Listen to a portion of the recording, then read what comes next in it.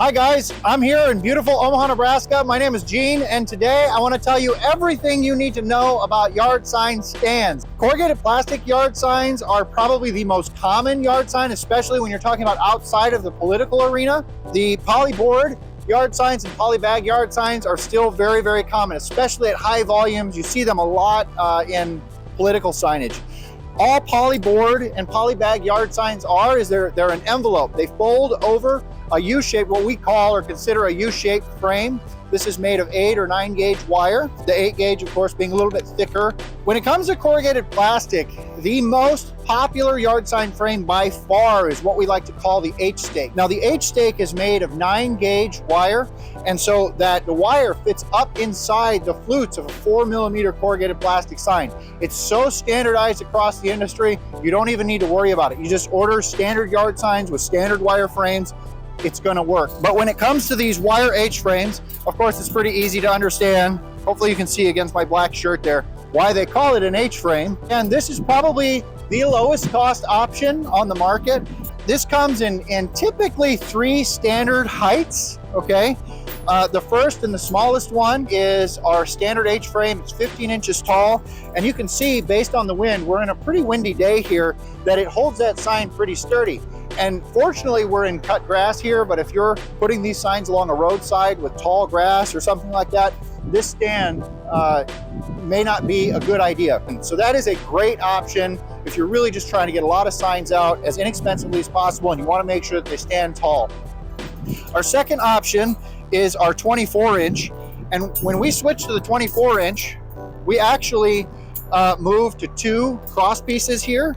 And these are welded in place, just like on the 15-inch. And there's a couple of different kinds of welds that you might see in the industry here. If anybody's telling you that one weld is necessarily better than the other weld, in my experience, I don't notice much of a difference between the 2 welds. We don't see one break more often than the other.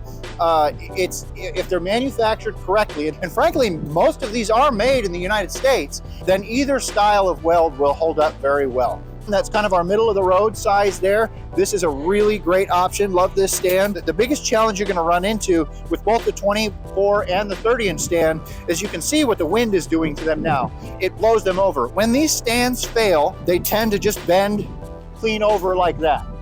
Eventually it becomes unreadable. They're very economical, but you deal with the bending far more with the 30-inch stand than you do with the 24-inch stand. Another challenge that we do face with these stands is sometimes they're kind of difficult to put in the ground. If you have rocky soil or very hard soil, very dry soil, these stands can be quite challenging to put in the ground. If you look at the pictures, they're going to show somebody putting their foot right in the middle and stepping down. That is absolutely something you can do. But one of the things I like doing to really make sure that I get this stand in is I'll hold the sides of it down near that lowest brace and I'll just stick it into the ground like that. It really is kind of an easy way to get those into the ground. Making sure that you put your sign on the stand first. The spider stake. Now these are made in the United States. I believe they're made in Michigan. They're actually a polymer material. So when you grab it, you're gonna think, oh, this is plastic. But it is a glass reinforced polymer material. In my opinion, I think it's probably one of the best looking products that we have on the lineup here. They're pretty cost effective, generally being just a little bit more money than a standard 30-inch stake. You can also see that it does do a pretty good job of holding that sign up straight up. Biggest probably disadvantage that I see about this kind of stake, so when these fail, and I don't know if I can really get that to do it, but when it fails, it almost inevitably will fail in the lower quarter or half of that stake, just like that. And so then you're stuck with this thing sticking out of the ground and it's broken. When these stakes fail, they just bend over. A lot of times you can bend them straight back up. That's what you're kind of left with the spider stake. Probably the biggest disadvantage, but a really great product nonetheless. And they're patented, they're made in the USA. Spider Stake, that brand, that company, also offers a couple of heavier duty models, which would fall somewhere down in here on our lineup in terms of cost. I don't have them up here, but those are good options to look into as well. Just like all the other stakes though, they still rely on a 9 gauge wire upper that is inserted into the flutes. Here we have what we like to call a D wire. I've also heard them called beefy stakes. There's a lot of people who manufacture these, but it's probably the simplest type of stake here. And what it is it's just a wire, and these are actually kind of short. Usually they're longer, but they might be up to 26 inches long, and they've got a little notch in them, and that notch when you put this wire into a piece of corrugated plastic, it stops it from going all the way in, and you can kind of use that to wedge it into the top of the sign like that, or the bottom of the sign in this case, if you're using it as a D-wire.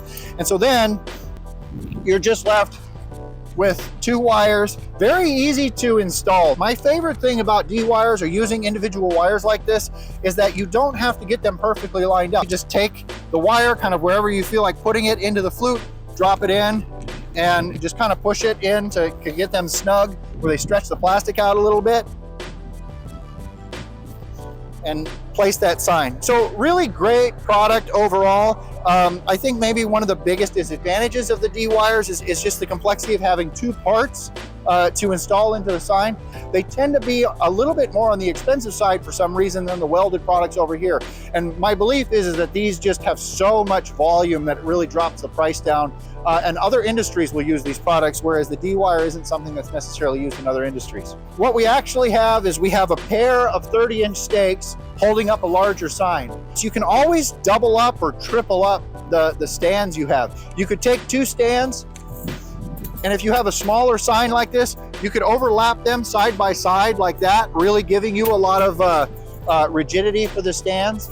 And so it may be a good option for you, depending on the size of the stand and what you're doing. It may be a good option for you to actually double up the less expensive stand, or use extra D-wires or something like that before you actually go into the premium products here. Finally, on our lineup here, we have 2, I would say, more premium stakes. The first is the goalpost stand, and what this is generally a 1/4 inch or a 3/16 inch lower, and then it still uses this 9-gauge upper wire frame, and you can see why we call that a goalpost stand. It looks like a football goalpost there. It's all welded together.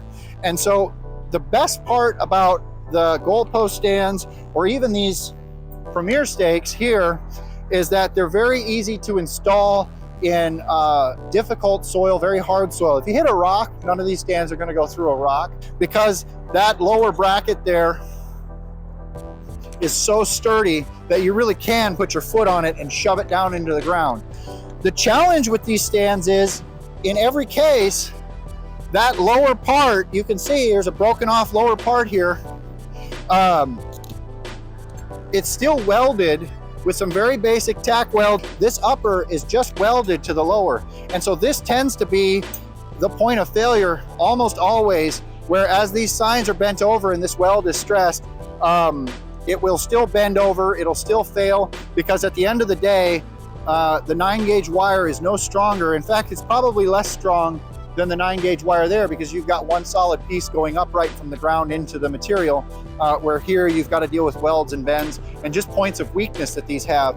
And so often I see these just broken apart like that, but a lot of folks are really sold on this lower being such a strong product and very easy to install. So if you're going to put your signs out for a day or two, you have an event, this really is a good product. This goalpost frame, this broken one that I'm showing you here, is it's a really good product for that. If they're going to stay out for an extended period of time, believe it or not, the less expensive options down there, I would recommend the 24-inch stand down there is going to be a better product for longer term use of the yard signs. The Premier stake is very similar. They like to call it that.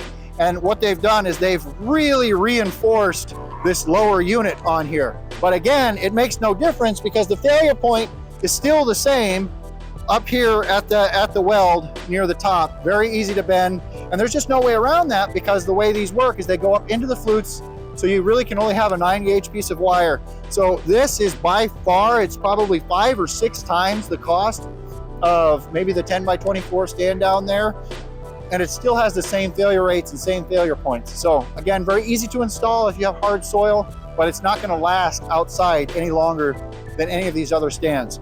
So now that I've kind of taken you through these stands, I want to show you a couple more tips and tricks about how to use these things and how to get them installed to make your life a little bit easier as you're using them. A couple of tips for you. The first thing you want to do is you want to get one of your wire frames installed the way you like it in one sign. I actually find that these 10x24s, the 10x30s, 10x15s are easier to install than the goalpost frames, because the goalpost frames will have a little bit of a Y on them either way, and so you got to make sure you get them real nice and parallel straight before you insert them into the sign. Once you get one the way you like it, you've got it centered, you feel like you got a good insertion there, Then what I like to do is take a stack of your signs and stack them up, okay?